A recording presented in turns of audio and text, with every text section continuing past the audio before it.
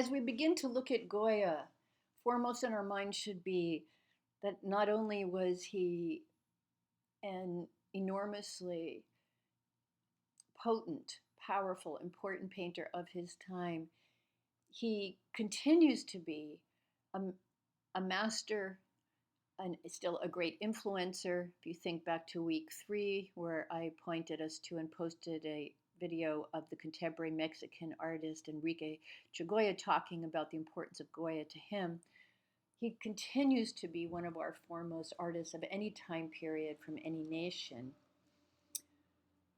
Where do we start with Goya during his time? He was a court painter to Charles IV, who reinstituted the Inquisition.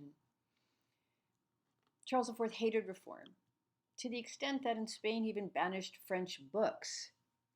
Goya was very cleverly the court painter to Charles IV, but he also moved in intellectual circles that embraced the ideals of the French Revolution that Marat and others were espousing and that were circulated in French books, the kind that Charles IV banished from Spain. So Goya had his own ways of subtly criticizing the aristocracy while still remaining within the protection of those folds. The history of some of the religious prosecution against which Goya is protesting has its origins in Portugal and Spain in the late Middle Ages, when those two countries consisted largely of multicultural territories of Muslim and Jewish influence. Going on from there was forced baptism in 1492. All Jews who hadn't been converted or wouldn't convert were expelled from Spain. The prosecution of witchcraft became more prominent during the late medieval and Renaissance era, also fueled by other upheavals of the time, the era like the Black Death, climate cooling that was called the Little Ice Age. This brings us to the point of the influence of the Reformation on the European witch hunt and to masterworks such as Goya's Sleep of Reason produces monsters. In the slide below, that's slide number 7, you have an audio recording. As stated in the first slide of this week's week 5 audio lecture number 1, there are only audio recordings for images that are on our lecture guides. So please note, number 7, The Sleep of Reason Produces Monsters, not on our lecture guide. What I'm doing in that slide for the most part is talking about Goya as an artist and his significance and ongoing relevance. The slide itself, again, is not on our lecture guide, therefore not on testing materials. What do we see here in The Sleep of Reason Produces Monsters?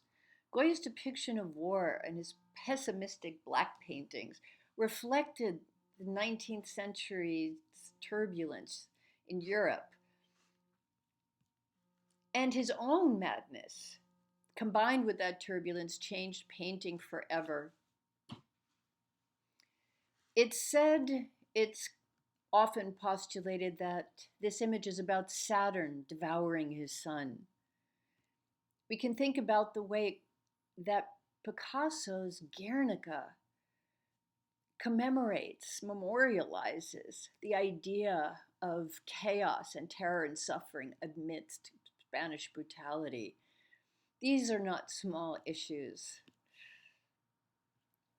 The 3rd of May, which we'll get to a few slides down, is cited as an influence on Picasso's 1937 Guernica, which is still regarded by many art critics as one of the most moving and powerful, if not the most powerful anti-war painting in history.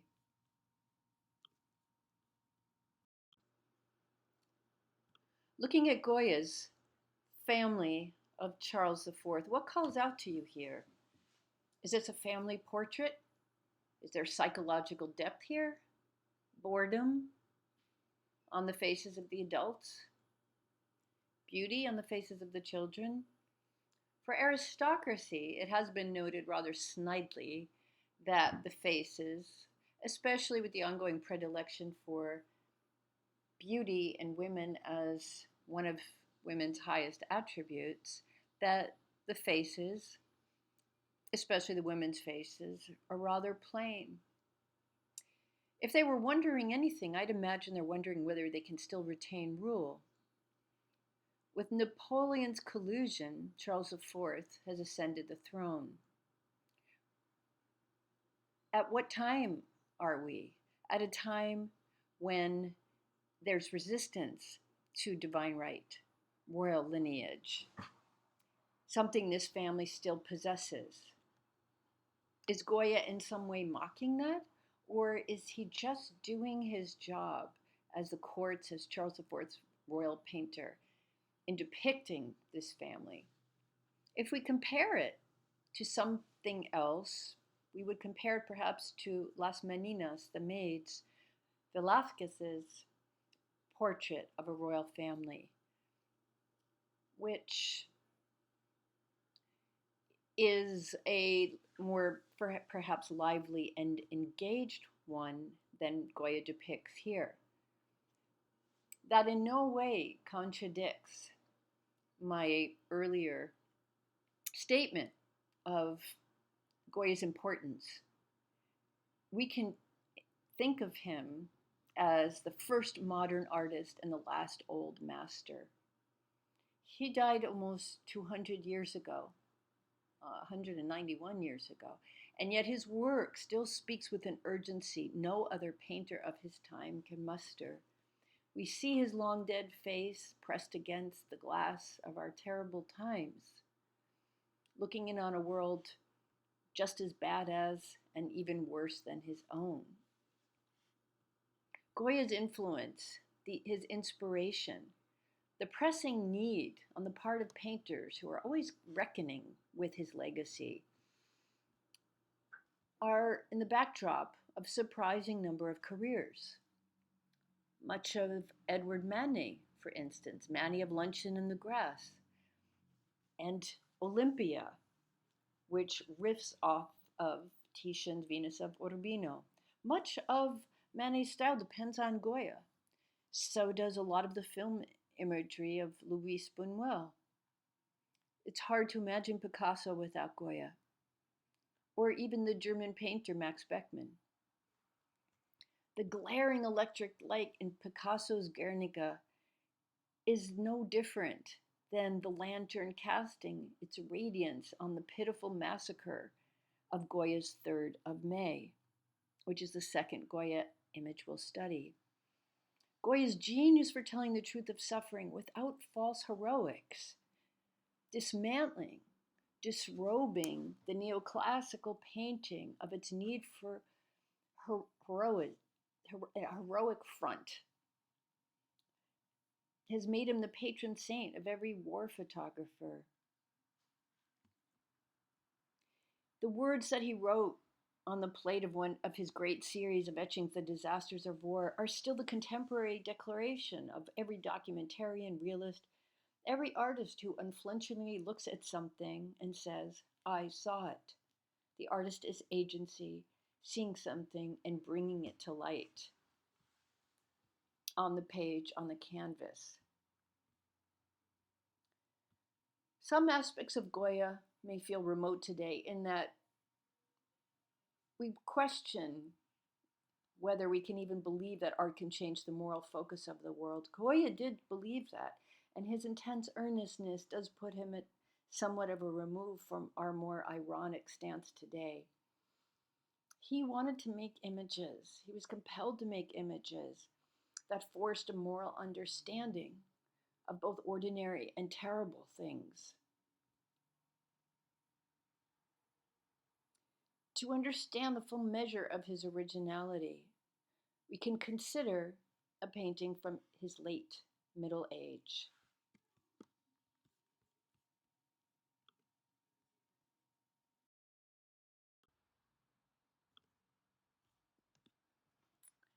And here is that painting from Goya's late middle age. On May 2nd, in the very heart of Madrid, a crowd of citizens attacked a detachment of a Moorish cavalry led by a French general.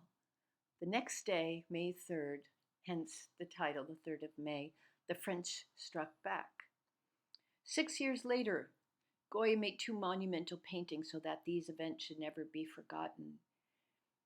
This is the same kind of response that Picasso had in his masterwork, Guernica, the same sort of impulse. The rising of May 2nd, 1808, and the execution of the partisans on May 3rd are the two paintings that Goya made. This, the one we're studying, the 3rd of May, is the picture against which all future paintings of tragic violence measure themselves. There's something truly, unmistakably, surprisingly for its time, modern about it, in its newness, its rawness. Although it was a state commission, it was not even seen by the public for the first 40 years after Goya made it. It was in storage. What do we see? A row of French soldiers, the cavalry, aiming their guns at a Spanish man who stretches out his arms in submission both to the men and to his fate.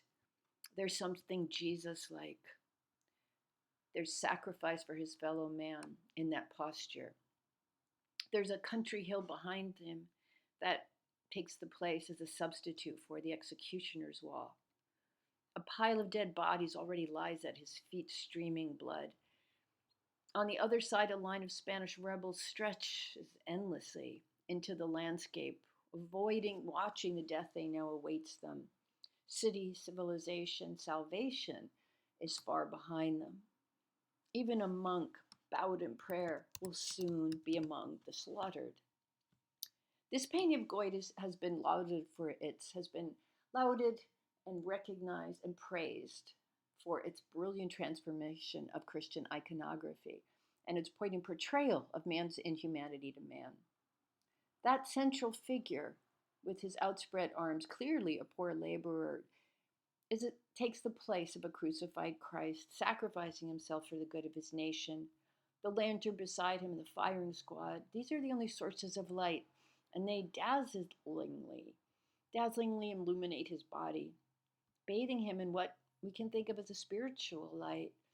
His face shows an emotion of anguish, almost more sad than terrified, and it seems to echo Christ's prayer, "Forgive them, Father, they know not what they do." And if we look closely at a detail of the victim's right hand, it shows stigmata, referencing the marks made on Christ's body during the crucifixion. So the man's pose not only equates him with Christ, but also asserts his humanity. The French soldiers, on the other hand, are somewhat mechanical looking. They sort of merged into a faceless, multiple-legged creature, incapable of feeling human emotion, but capable of being a death machine. There's this brutality that makes them almost unstoppable, that makes them the machinery of brutality. The painting is also notable for the way it's painted. Goya intentionally left it with a very ragged surface, not a smooth finish, so that the blood is this dark crimson that he smeared on thick and then scraped with a palette knife. It looks crusty and scratchy, just like real blood smeared on a dying body. And you can't read the wounds disfiguring the man on the ground, but the signs of trauma in the style of paint conveys the thought of his fate. The man just about to be shot, again, faces martyrdom in a clean white shirt, recalling that crucifixion pose. His coarse, agitated face is all vitality. There's a lot of individuality in the faces of the renegades, of the Spanish people. They're not anonymously rendered in any way. Only the men attacking them are featureless, and the landscape is rendered as almost insignificant. So the reason Also, that this is a truly modern image of war is the way that it registers and conveys with a very individual artist's intent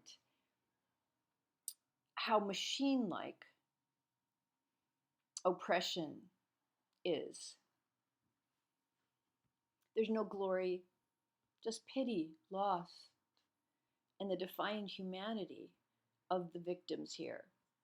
So it's impossible not to think of Goya, he, the court painter, as a liberal and a critic of imperialism and absolutist systems. Goya himself was born in a village, in a peasant village. His father was a master craftsman, but he never forgot who he was and where he came from, um, as is the case with Picasso.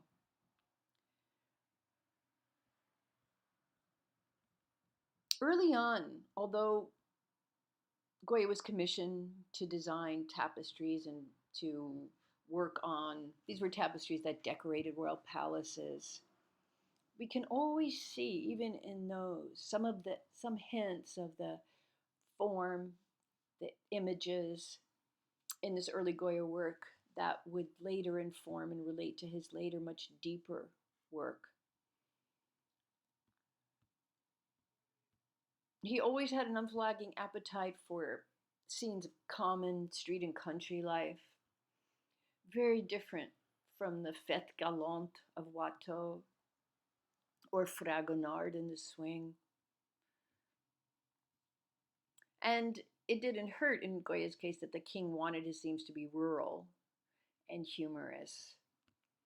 So he sort of tried to straddle two styles in terms of what he was required to do and what he was interested in doing. Very much like Picasso, he loved the machismo of this strutting style and this kind of sexy lower class dandyism, this defiance of church, this embrace of hedonism, of parodying the aristocratic and the aristocracy, of living a bohemian life on the edge and rejecting the good behavior of settled society. When he's young, he's writing to his friends about being a young man on the make and becoming the king's painter. He boasts, on the other hand, without making fun of them, about his posh friends, the fact he brought a carriage made in England. For a moment, he fancies himself, perhaps in a lighthearted way, part of that world too. He loves his hunting dogs and painting. And then he really starts to make his mark as a portraitist. His ability to capture the interior world of his subjects was something that made Goya that young man who rose quickly through the ranks. To go back to the first portrait, the family of Charles IV,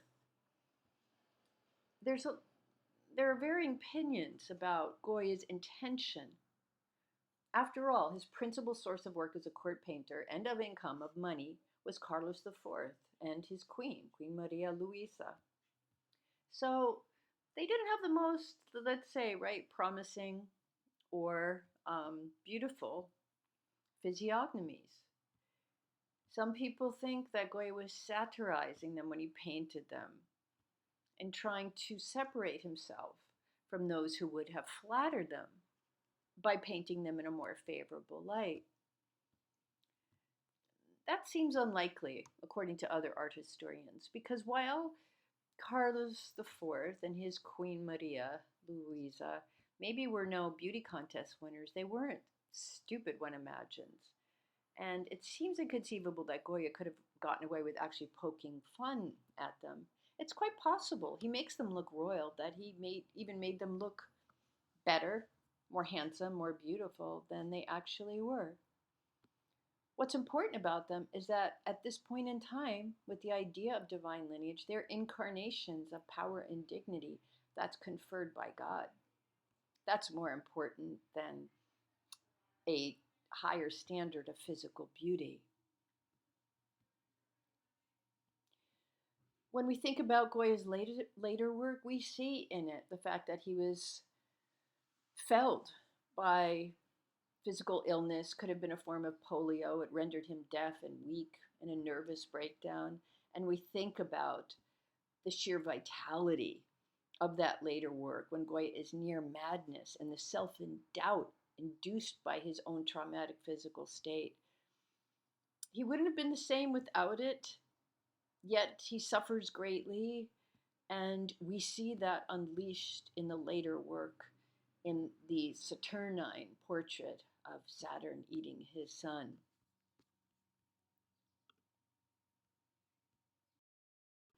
We're returning to Jacques-Louis David here. This is a third painting of his that we're examining in addition to the two in lecture guide number 6. Lots to say about this. Let's start with the basic facts, the historical.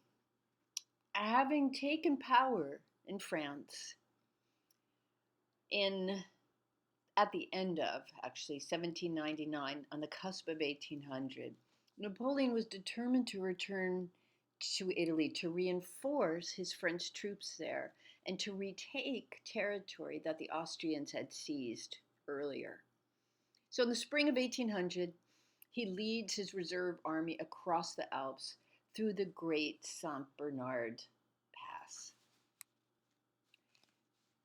There are many interpretations of this painting, some finding it lifeless, still, awkward, and using it as proof of David's ineptness, his lack of skill capturing movement. Some see it as propaganda, pure and simple, not very artful at all.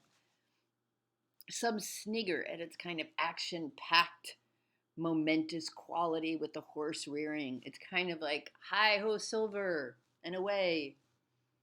Some have cataloged it as the beginning of the end in David's career before he officially became Napoleon's artist in court. And to that, some would add his lackey. It's still the most successful portrait of Napoleon Bonaparte ever made, according to other art historians. What do you make of it? It was made in 4 months, signaled the beginning of a new century, France emerging as a great power once more after a decade of uncertainty and warfare. And at the forefront, leading the charge of this, is General Napoleon Bonaparte, who in 1799 staged an uprising against the revolutionary government, a coup d'etat, installed himself as first consul, and effectively became the most powerful man in France. This is a few years before he declares himself emperor. And so in May of 1800, Napoleon leads his troops across the Alps. And he's doing this, again, in a military campaign against the Austrians and to reclaim that French land and to once again make it part of France's land holdings. And this is what the painting is commemorating. What is known is that Napoleon offered David very little support in executing the painting, almost as if he didn't care. He wouldn't sit for it, for one, saying, quote, "Nobody knows if the portraits of the great men resemble them. It's enough that their genius lives there," end of quote. Well, not such an easy thing to portray either, huh? Genius. All David had to work from was an earlier portrait and the uniform Napoleon had worn at the Battle of Marengo, which was the battle against the Austrians that ended in their defeat. So he's wearing the uniform that he wore at the battle in which he trumped the Austrians, and now he's going to reclaim French land. it was actually one of David's own sons who stood in for Napoleon, dressed up in this uniform and perched on the top of a ladder instead of the horse, which it's thought, if we examine the figure closely, particularly the legs, accounts for the youthful physique of the figure who was most likely a teenager rather than someone at Napoleon's age at that time. He was not entirely divorced from the process of how the painting was composed, though. It was Napoleon who settled on this idea of wanting to be on a horse. He wanted to be depicted on a horse in this equestrian posture. As he said, calm on a fiery horse. That's what he told David. David obliged. And probably could have thought that what better way to demonstrate Napoleon's ability to wield power. The facts, though, tell us that Napoleon actually did not lead his troops over the Alps, but followed a few days after them, traveling on a path on the back of a mule. That's what we find in the art historian literature. Nonetheless, Napoleon crossing the Alps is a portrait of authority. Napoleon is sitting on astride a rearing Arabian stallion, a powerful, magnificent beast of a horse. On his left, we see a mountain. In the background, the French troops, his troops, are hauling a large cannon. And then further down, we see the national flag of France being held aloft. What else do we see? Bonaparte's right hand, gloveless, it's pointing towards the invisible summit. Whether he's guiding us as the viewers or his soldiers in the distance, hard to be sure. Again, this is not a portrait reconstructed from actual history. Raised arms are often found in David's work. If we think of the oath of the Hurrati,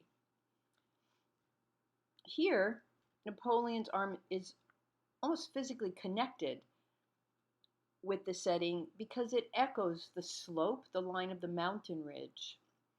And this stabilizes Napoleon's figures, as does the way that the clouds on the right are composed of diagonal forms, so that the whole effect is a very balanced one.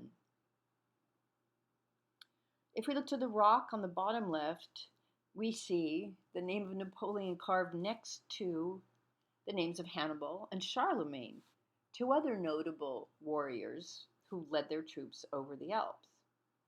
So using this landscape to reinforce something about Napoleon as a subject with his billowing cloak and his outstretched arm and his ability to master the landscape suggested through that is a way of David perhaps suggesting that Napoleon, who will be celebrated for centuries to come after the painting is completed, is a warrior at the top of his game. When Napoleon saw the portrait, he was quite flattered, and he actually ordered 3 more versions. There was also a 5th, so all told, there were 5 versions of this portrait painted. If we look at it a little more closely from a technical perspective, after completing a basic outline with a pencil drawing, David's practice was to regularly begin to flesh the painting out, to build it out with very light touches, using very little paint, but a lot of brushwork, and concentrating a lot on the light and shade before he got to the details. And we see this technique as being pretty noticeable in the rump of the horse, the back of the horse. Often the final completion of his paintings, the finishing touches, the smoothing of the surface and blending of tones was something David left to his assistants. Did it serve as a source of pride for David to help secure Napoleon's public image? One may think so. David signs and dates Napoleon crossing the Alps on the horse's breastplate. The breastplate is a device, let's say, a piece of equipment used to hold the saddle in place. A breastplate, however, also serves as a constraint. So, if we were getting more psychological about interpreting this portrait, we might wonder if David's really great creative genius, even if he could be accused of not being the most action oriented of painters, nonetheless a genius, was that inhibited as a result of Napoleon's patronage. Here, though, contrary to what some art historians see as lifeless, there is very much a spark in terms of his ability to create the image of an archetype, the kind that one finds on medals and coins, and is reproducible as an image in the public mind. Since the time Theodore Géricault's Raft of the Medusa was painted 100 years ago, there have been various interpretations, some perhaps indictments, but certainly not of Géricault's artistic genius here. It's another large-scale painting of the time. And whatever those interpretations may be, however the painting is understood on historical or mythic or military levels, the outstanding part about it is that the real meaning of this may be about personal heroics. There were 152 passengers rescued from a sinking ship. 13 days later, 15 of them had survived, some by eating their fellow passengers. Was it an indictment of the monarchy? The heroism, the action, the emotion that is wrapped up in this portrayal is one that was deepened by Géricault's ability to interview these survivors and even to view the bodies left over in the morgue. The story is that in trying to recall Senegal from the British as a French colony, about 400 people, settlers, and 150 soldiers set out on a ship. There was a raft made from scrap wood that was severed from the lifeboat when the ship was sinking after it was hit. So the hero here is perhaps Jean Charles. There are many different elements of technical achievement here that render this such a gripping image. The diagonal from the lower right is composed of this crescendo like a pyramid of figures. That statement is anti-heroic, yet it also exists in the academic, in the academy's language of painting. These men are composed with the heroic musculature of Michelangelo and of Peter Paul Rubens. They're hefty and strong.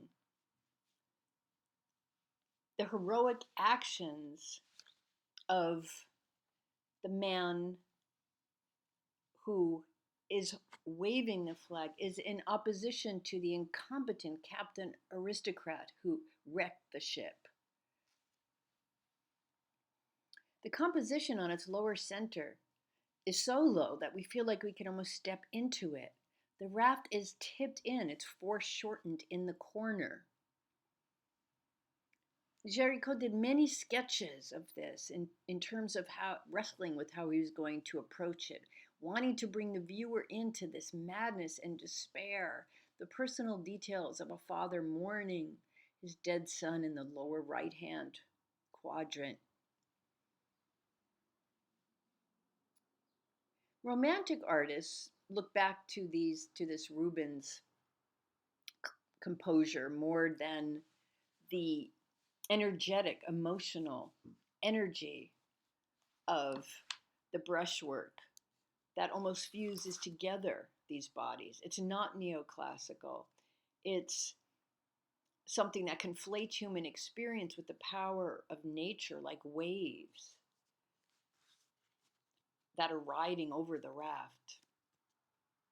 If we go back again to this time period, the Enlightenment had given people a sense that they could create together a republic of laws, that they could get rid of a corrupt monarchy, they could write laws that would help their fellow humans, that they would have a social republic serving human needs.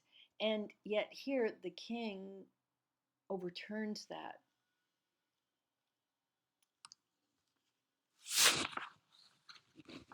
So, while this is not the same idea of the Herati as classical as these neoclassical men giving up their lives for noble ideals, it's not fulfilled here. Romanticism, after the failure of the revolution, reflects the ideas, the ideals, and the ideas of the Enlightenment. And it's been said that if we look at any time period, that we are all on the raft of the Medusa.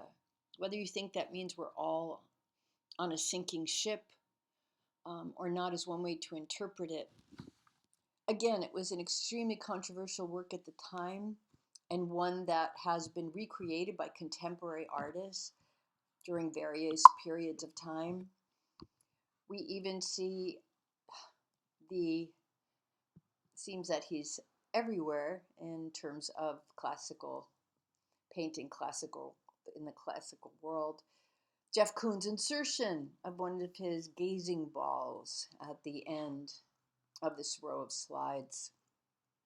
We also see a very fantastical, luridly colored Peter Saul image of the raft of the Medusa, just to demonstrate examples of the way that the theme has continued to resonate for modern and contemporary artists. Delacroix's Liberty Leading the People commemorates the July 1830 revolution, 3 glorious days of it. After King Louis XVIII, who was the king after Napoleon's defeat in 1815, came into power, this represented a more conservative government backlash, not something uncommon. The press censorship of the Catholic Church was controlling education, limiting voting rights. This led to this 1830 uprising in July in Paris's streets. Rioting, battling. This is Delacroix's depiction of those revolutionaries. Did it exaggerate the picture, or did it depict it not only clearly, but factually and accurately? Who's the hero or heroine of this? It's obviously the lady leading the troops, the allegorical classical figure of liberty with her contemporary rifle and her Phrygian cap, which is an ancient symbol for freedom that slaves wore, that was worn by these insurgents. It's emotionally charged, it's packed with turmoil and passion and danger.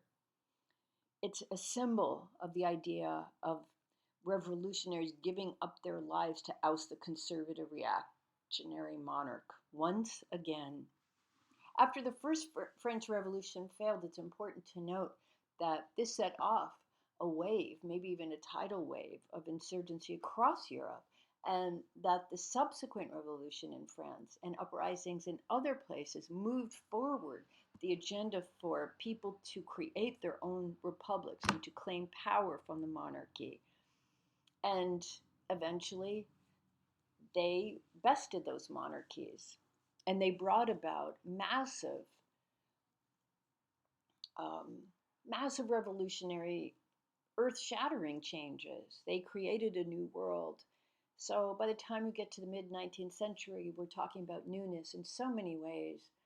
And we're talking about art and new mediums of art, such as photography, 1847, that is representing events as well as the very small moments of personal lives in new and daring ways that privilege the artist and the artist's idea of their own agenda, compared with an earlier time when artists really lived off of their commissions on the part of the religious hierarchy, monarchies, or the rising, financially rising merchant classes.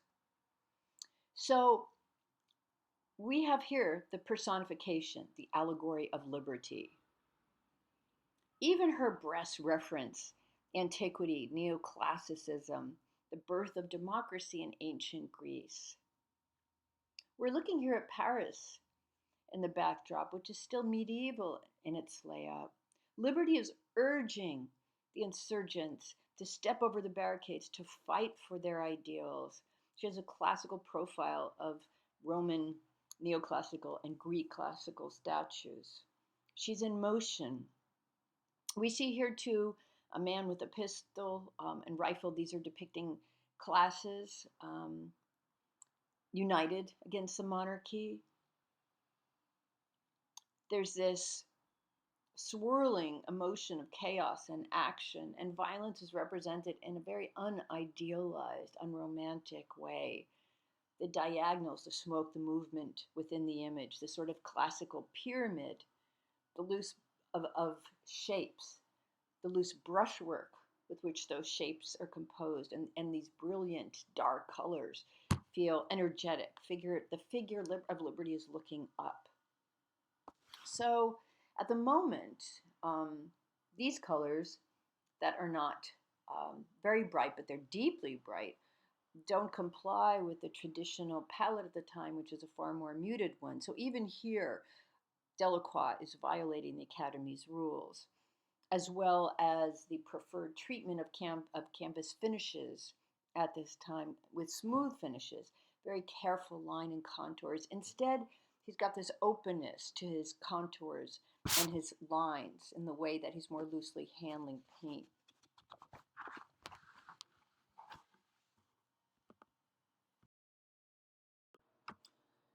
Jean-Auguste Dominique Ingres. Yes, that's right. It's not Ingres, although someone will know what you mean if you pronounce it thusly, but the pronunciation of Ingres in French is Ingres, as an anchor, Ingres. Ingres was an artist of immense importance during the first half of the 19th century.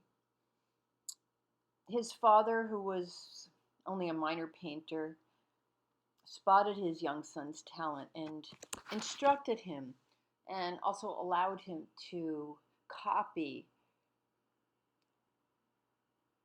masterworks that the family had in a print collection, reproductions from artists such as Raphael and Rubens.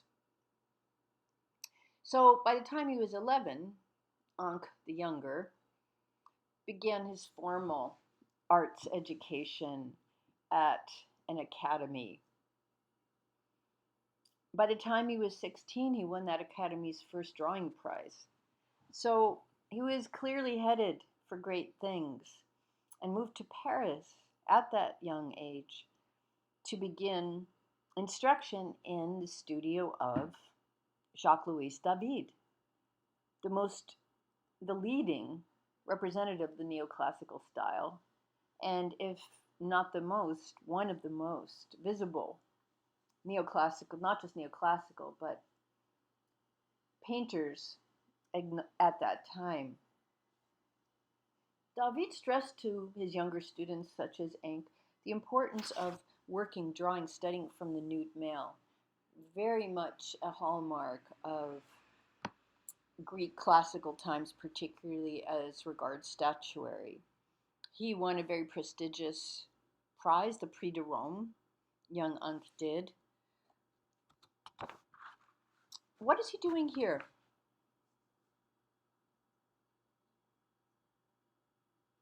While he's retaining the formal elements that were a key part of his neoclassical training.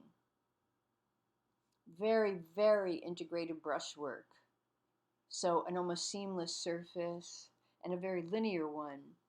Encke had begun to reject neoclassical subject matter and the idea that art should be morally instructive. He was more interested in, as it is later coined, the idea of art for art's sake. In his early works, less so here, we still see that neoclassical style, but it becomes more and more infused with romantic subject matter, and that is very characteristic of this 1814 painting, La Grande Odalisque. What's the subject matter here? The reclining female nude, a common subject for centuries. By now we know that. Just under it, we see Titian's Venus of Urbino. We know of Manet's Olympia and the riffs by contemporary artists on that theme. Who is the informing figure of that sort of nude female portraiture? It's Venus. It was quite common to use Venus as the informing idea, figure, representational figure of the female nude in a way that was directly linked with classical mythology. But Encke and also Goya refused to disguise who and what his female figure was. She was not some Roman goddess. She was not Venus of love and beauty. She was, and he posits this quite clearly, she was an odalisque. What is an odalisque? It's a concubine, a prostitute, who lives in a harem and exists for a sultan's sexual pleasure. So in this painting, Encke is transporting us as a viewer to the Orient. At that time, in this context, Orient means Near East, or the Middle East, rather than the Far East. Hence the idea of it, the harem. The woman who is wearing nothing but jewelry and a turban lies on a divan, a couch, with her back to the viewer, and she's peeking over her shoulder as if someone's just entering her space with its fine satin fabrics and glowing damask drapery. She wears a gold bracelet and a ruby pearl brooch in her hair. She holds a peacock fan, another symbol of affluence. And there's a face down jeweled mirror.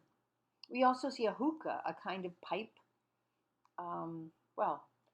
much more fashionable now, used traditionally for tobacco, hash, opium. So all of these quote-unquote Oriental elements, the fabric, the fan, the hookah, the turban, do the same thing for Encke's odalisque as Titian's Venus wife, new wife, or courtesan being labeled Venus. They all do the same thing. They allow the male viewer to gaze safely at the female nude who exists primarily for his enjoyment. So for the 19th century French male viewer, who is the kind of viewer for whom this image was made, the odalisque would have conjured up not just a harem slave, but a set of fears and desires historically linked to a long history of aggression between Christian Europe and the Islamic part of Asia. The idea of Orientalism is what predominates in this painting. Where a Renaissance painter like Titian veils his eroticism in the myth of Venus, Encke covers his in this kind of distant Orientalist exoticism. So even here, this pure white porcelain sexuality is acceptable to French culture, which was not so promiscuous at the time. It was quite conservative and in some ways even prudish. it was made more acceptable because of this idea of Orientalism, of the geographic and cultural divide. We can see here that Encke strays very far from David's style of rendering human form. If we look at her elongated back and right arm, we're looking at something distinctly more romantic, and I would say even Mannerist when we think of Mannerism and those elongated bodies. David's commitment to idealizing the human form can quite clearly be seen as a contrast to this, which is not an anatomically perfect state. Encke is rendering the female body in that exaggerated, almost unreal way, again, much like Mannerists. It's distorted. Her back seems to have more vertebrae than an ordinary back. How could her lower left leg meet with the knee in the middle of this painting? It doesn't make anatomical sense. It's not the female body as it really exists, but it was the way Encke wanted to paint it here.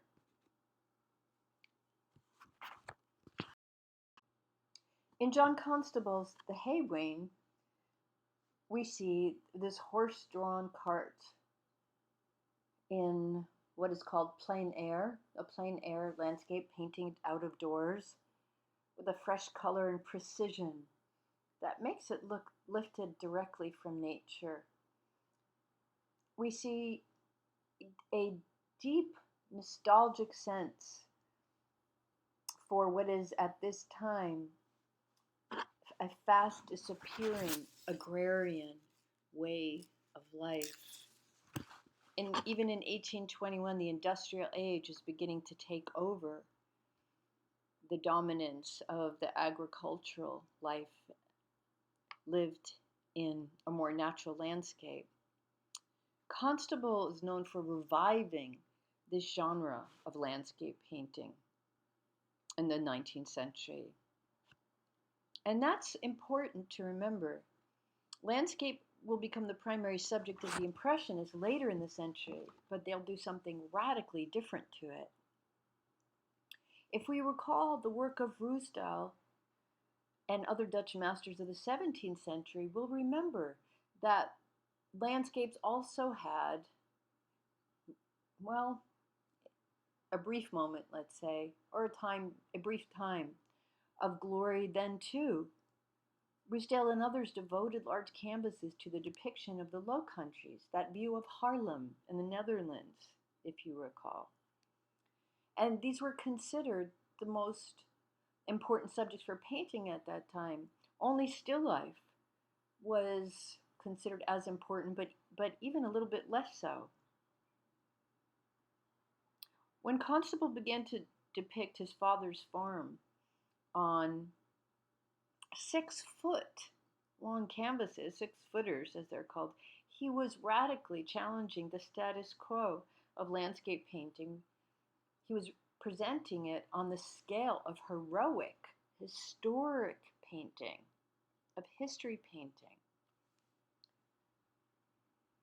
So it might lead us to think about why Constable would take such a bold step, and why even were his canvases celebrated at this time, as this was when it was exhibited at the Paris Salon in 1824. The Hay Wain does have an element of genre, which is the depiction of a common agricultural scene. That's its genre, that's its subject matter. The farmhand taking his horse and wagon. His wagon is the wain. So we're talking about this horse cart being a hay wagon across a stream. It's a very minor action, transpires quickly, and it's almost a pretense for offering the viewer this pure, undefiled landscape. And it's also not fair to say that this is a plein air painting. The Impressionists later on painted outside plein air, and although Constable's appear to be, these were actually created in his studio. But he did sketch outside. He created his subject matter right in front of his canvas, his drawing, right in front of what he was looking at. And then he brought it inside to painstakingly create it in a more polished way when he painted it. Constable was intent on creating a high degree of accuracy, specificity. So the wagon, the tack, the harness are very clearly depicted. He also was intent on creating trees very specifically, so you could identify them by species. And he was the first artist who studied meteorology, so the clouds, the atmospheric state condition he rendered were quite precise. So we can think of Constable as very clearly a product of the Age of Enlightenment and its increasing confidence in science. He also, though, was responding to, influenced by the social and economic impact of the Industrial Revolution. The technological advances of the Age of Enlightenment, which through industrialization were remaking every part of society.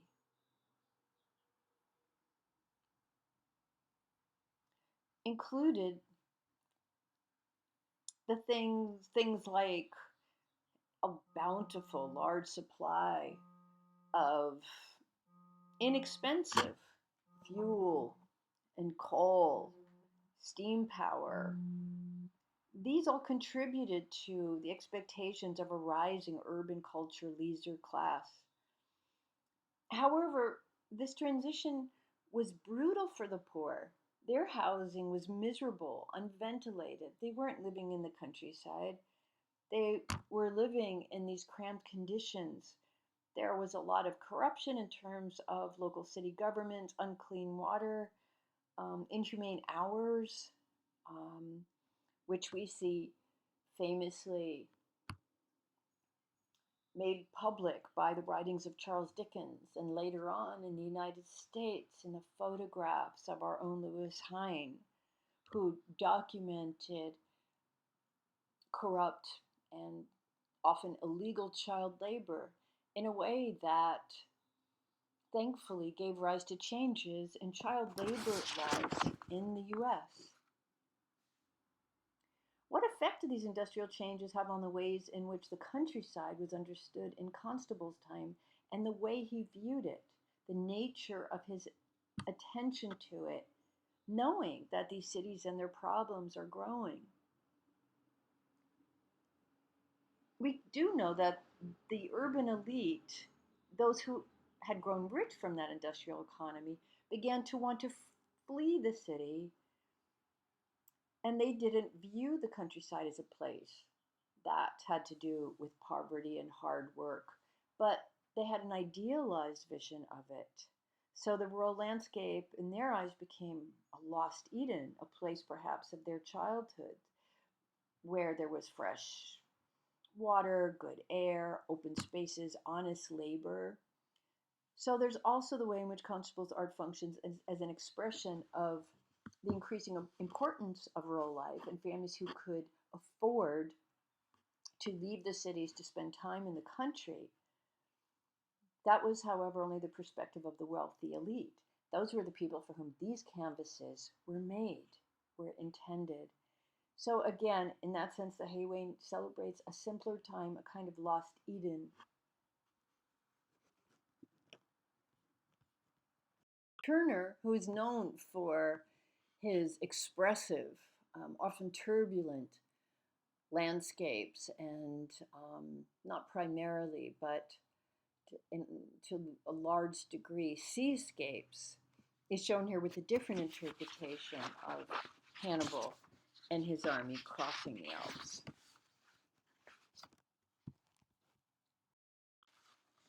Thomas Cole, although originally English, he became one of the greatest, best-known landscape painters in America.